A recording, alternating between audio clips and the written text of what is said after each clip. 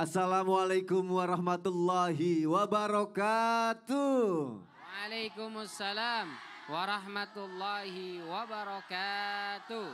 Jamaah. Yeay. Oh jamaah. Yeay. Alhamdulillah. Alhamdulillahirabbil alamin. Allahumma sholli ala sayyidina Muhammad wa ala ali sayyidina Muhammad. Alhamdulillah jamaah, kita ketemu lagi di Islam itu indah. Boleh tepuk tangannya dong. Semangat belajar pagi hari ini ya. Masya Allah, tabarakallah. Senang sekali juga ketemu lagi sama guru-guru kita yang Masya Allah kita cintai karena Allah. Dan senang juga nih bisa ketemu sama calon-calon bidadari surga. Amin. Udah siap belajar pagi hari ini ya? Udah dong, yang di rumah juga udah ya? Udah pastinya. Tapi seperti biasa, ada tayangan yang mau aku kasih lihat nih untuk jam yang ada di rumah, juga yang ada di studio. Lihat ya, ini heboh nih. Kuli Panggul terkena tendangan kungfu di Jambi. Wah, kita lihat tayangannya, silakan. Mau saya samperin orangnya. Apanya? Orangnya mau disamperin? Ya. Mau ngapain? Rame-rame lagi? Tar dulu lagi syuting.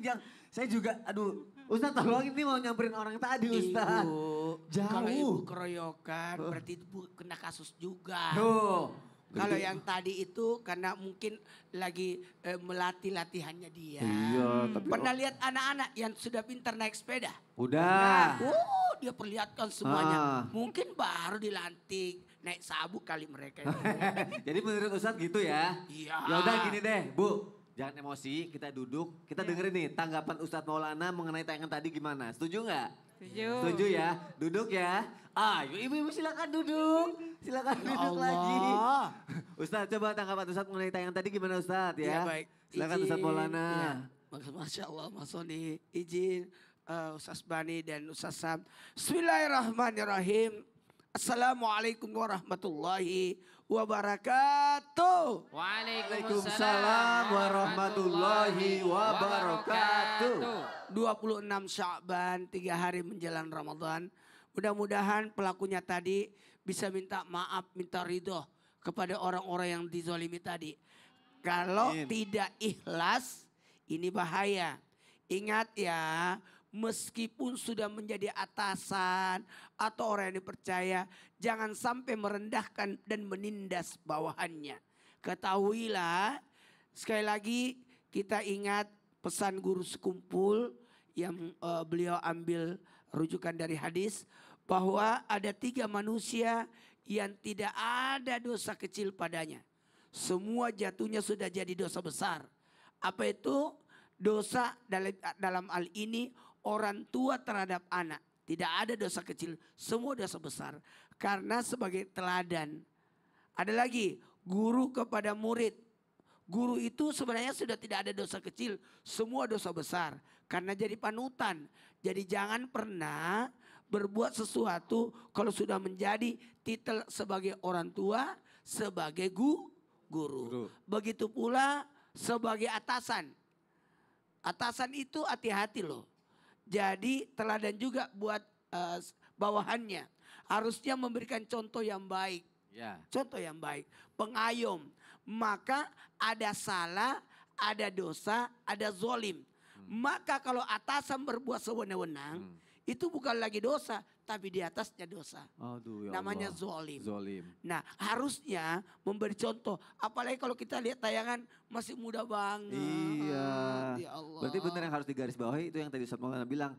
Iya. Atasan harus memberi teladan ya. Buat Teladan. orang-orang yang Nah ada di kalau bawahnya. bagusnya kalau ada atasan, Iya. harusnya ada di atasnya lagi tuh. Iya. Pengawasan. Oke, Masya Allah. Terima kasih Ustadz Maulana. Iya, Ya, tepuk iya. tangannya dong. Masya Allah, tabarakallah. Kita mulai ya pelajaran kita ya. Kita akan membahas mengenai gini nih.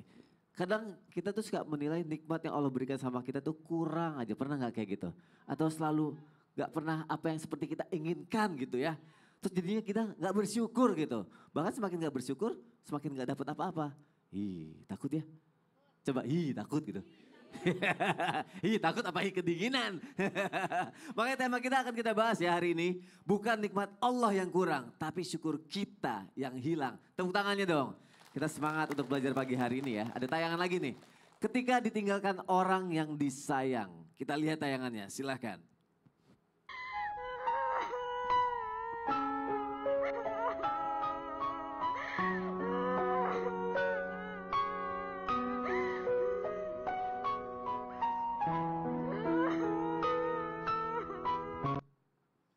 Ustadz Bani, Insyaallah. ketika ditinggalkan orang yang disayang, mungkin tayang tadi mungkin ada relate juga ya buat kita ya. Oh iya, Iya. ya Allah, kapan Ustadz? Dah 4 bulan mau 3 bulan lah. Innalillahi wa inna ilaihi rajiun. Ustadz Bani kehilangan anaknya. Mungkin banyak orang yang merasakan hal yang sama juga atau ada yang merasakan hal yang sama. Akhirnya kita menangisi gitu. Ada juga akhirnya saking sibuk nangis, dia lupa bersyukur sebenarnya ada hikmah di balik itu semua mungkin ya Ustadz ya. Betul. Tapi sebenarnya kenapa sih Allah tuh kayak memberikan hal yang tak terduga gitu buat kita. Di luar prediksi. Di luar prediksi. Apakah itu yang dinamakan takdir Ustadz Bani? Ya. Mohon penjelasannya Ustadz. Mohon izin guru kami Ustadz Maulana, Ustadz Syam, Mas Soni dan guru-guru kami dimanapun berada. Bismillahirrahmanirrahim. Assalamualaikum warahmatullahi wabarakatuh. Waalaikumsalam warahmatullahi wabarakatuh. Alhamdulillah wassalatu wassalamu ala Rasulillah wa ala alihi wa ashabihi wa mawalah. La haula wa la quwata illa billah. Para pemirsa Islam itu indah dimanapun berada, termasuk yang ada di studio. Ada satu petuah dari Syekh Mutawalli Sya'rawi begini kata beliau. Idza akhadallahu minka ma lam tatawaqqa diya'ahu. Apabila Allah mengambil sesuatu darimu di luar yang engkau prediksikan, di luar atau di luar dugaan, fasaufa yu'tika ma lam tatawaqqa an tamlikahu. Maka pasti Allah akan memberikan sesuatu yang ada di luar dugaanmu merupakan kebaikan. Masya Allah. Jadi kalau Allah mengambil sesuatu nikmat dari kita, di luar yang kita duga, maka Allah juga akan menggantinya, memberikan nikmat kepada kita di luar yang kita duga. Masya Allah. Dulu ada Ummu Salamah ketika ditinggal oleh suaminya, beliau menangis terseduh-seduh. Lalu kata yang lain, sabar wahai Ummu Salamah, kalau kita bersabar Allah akan ganti dengan sesuatu yang di luar ekspektasi kita. Kata Ummu Salamah, siapa di dunia ini yang lebih baik daripada suami saya? Maka datanglah baginda sallallahu alaihi wasallam. Maka Rasul sallallahu alaihi wasallam kemudian meminang dan menikahi Ummu Salamah. Maka di situ beliau yakin kalau kita sabar Allah boleh jadi ambil sesuatu. Allah boleh jadi uji kita dengan sesuatu yang di luar dugaan kita. Tapi kalau kita bersabar Allah ganti dengan sesuatu yang jauh melampaui ekspektasi kita. Yang penting kita bersabar. Abu Talhah, beliau itu kehilangan anak. Berangkat menuju ke medan perang, terbunuh, meninggal di sana anaknya. Sedih luar biasa kehilangan anak. Masya Allah ya. Tapi setelah itu kemudian apa yang terjadi? Allah ganti 9. Ada anak yang Allah berikan kepadanya, 9-9-nya penghafal Al-Quran. Masya Allah. Jadi intinya yang pertama adalah bersabar. Yang kedua, dunia ini memang ujian. Jadi kalau Anda tidak siap menerima ujian, salah tempat Anda, jangan di dunia mestinya. Karena dunia ini tempatnya ujian, semua kita pasti diuji. Tidak ada manusia di dunia ini yang hidupnya baik-baik saja. Semua kita sedang berjuang dengan ujiannya masing-masing. Maka nggak boleh kita bilang atau kita merasa bahwa kita satu-satunya di dunia ini manusia yang paling bermasalah, paling berat ujiannya, kepedean. Semua kita ini ada ujian, ada masalah, benar nggak Bu? Betul. Benar nggak? Atau di sini nggak punya masalah? Yang masalahnya sedikit, saya ada masalah Ustaz, tapi selama hidup kayaknya cuma 2 kalau nggak salah masalah Ya saya. Allah. Nggak ada. Semua kita pasti punya ujian, pasti punya masalah. Maka pertama, jangan kepedean merasa paling berat masalahnya. Yang kedua, jangan ngeluh kepada manusia. Innama ashku basi wa huzni ilallah. Adukan kepada Allah Subhanahu wa taala. Jangan cerita di medsos.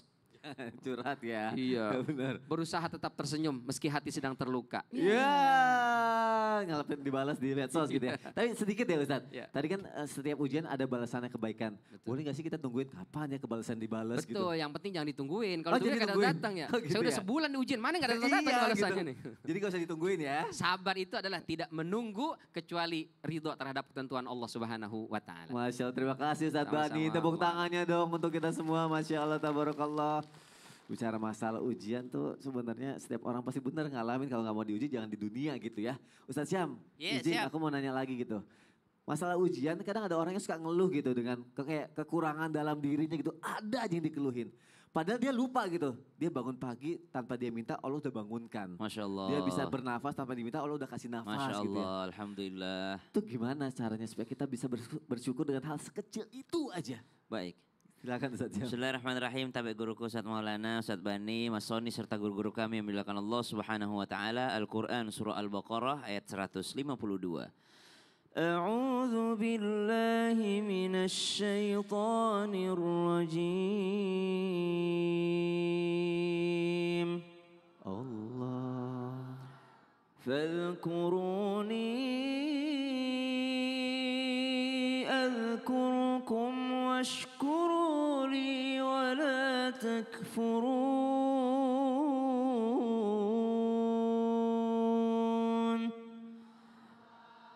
Maka ingatlah padaku, niscaya aku akan mengingat kalian, kata Allah Subhanahu wa taala, dan bersyukurlah, jangan menjadi orang-orang yang kufur. Syukur lawannya kufur. Kalau ada nikmat Allah, pandai-pandailah kita untuk memandang nikmat tersebut dan mensyukuri nikmat tersebut. Bagaimana cara syukur ini? Maka salah satu cara syukur itu adalah menggunakan nikmat tersebut dalam rangka mendekatkan diri kepada Allah Subhanahu wa taala. Tidaklah disebut orang yang bersyukur orang yang terbangun di subuh hari lalu mengatakan alhamdulillahilladzi ahyana ba'da. Dia bersyukur dikasih bangun setelah dia bangun tapi tidak sholat subuh. Subhanallah.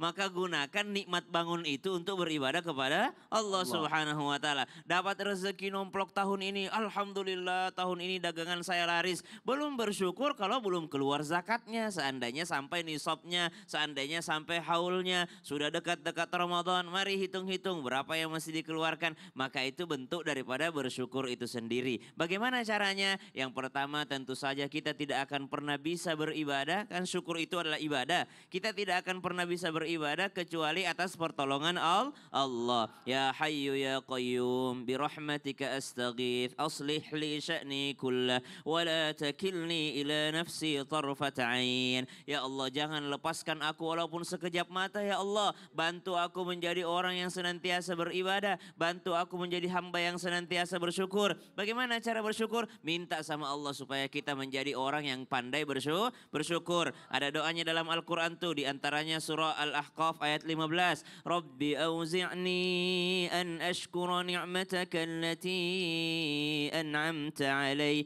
wa ala walidai wa an a'mala salihan tardah. Minta sama Allah, Rabbi auzi'ni an ashkura ni'mataka allati an'amta alai. Ya Allah, bantu aku, ajarkan aku, bimbing aku ya Allah untuk senantiasa pandai memandang nikmat yang telah Engkau berikan kepada aku dan kepada orang tuaku. Ya Allah, bantu aku. Kenapa? Syukur ini kadangkala gampang diucap, agak susah-susah sedikit. Susah-susah gampang.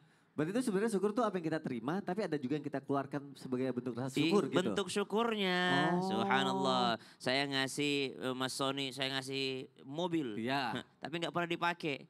Oh, Pasti saya bilang, enggak tahu bersyukur nih, orang udah dikasih nggak dipakai. Oh Iya gitu dong. maksudnya. Ya Allah, terima kasih Ustaz Siap ya. Siap. Masya Allah tabarakallah, jadi lebih ngerti sekarang ya. Tepuk tangan lagi dong buat kita semua, Masya Allah tabarakallah. Kita akan lanjut lagi ya, jam yang ada di rumah ya. Tema kita masih sama nanti, bukan nikmat Allah yang kurang, tapi syukur kita yang hilang.